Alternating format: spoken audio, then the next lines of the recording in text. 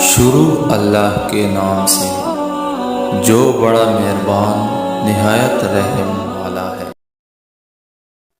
السلام علیکم ورحمۃ اللہ وبرکاتہ۔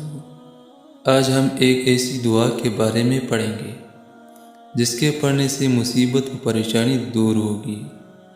سیدنا حضرت ابوبکر رضی اللہ تعالیٰ عنہ سے روایت ہے کہ رسول اللہ صلی اللہ علیہ وآلہ وسلم نے ارشاد فرمایا، جو شخص مصیبت میں مبتلا ہو وہ یہ دعا پڑھے: اللہم رحمتک ارجو فلا تکلنی الی نفسی طرفۃ عین واصلح لی شأنی کلہ لا الہ الا انت۔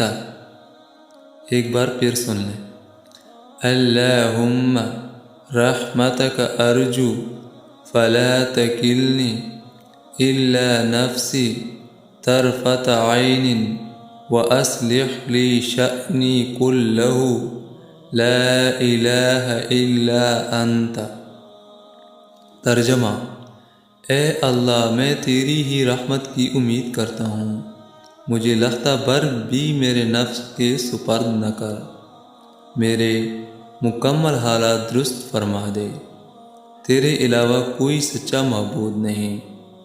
یہ دعا آپ نے ایک مرتبہ یا 2 مرتبہ پڑھنی ہے، جتنی مرتبہ پڑھ سکتے ہو پڑھ لیا کریں۔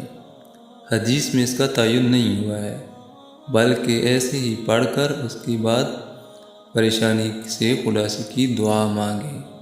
اللہ تعالیٰ اس پہ عمل کرنے کی توفیق نصیب عطا فرمائے، آمین ثم آمین۔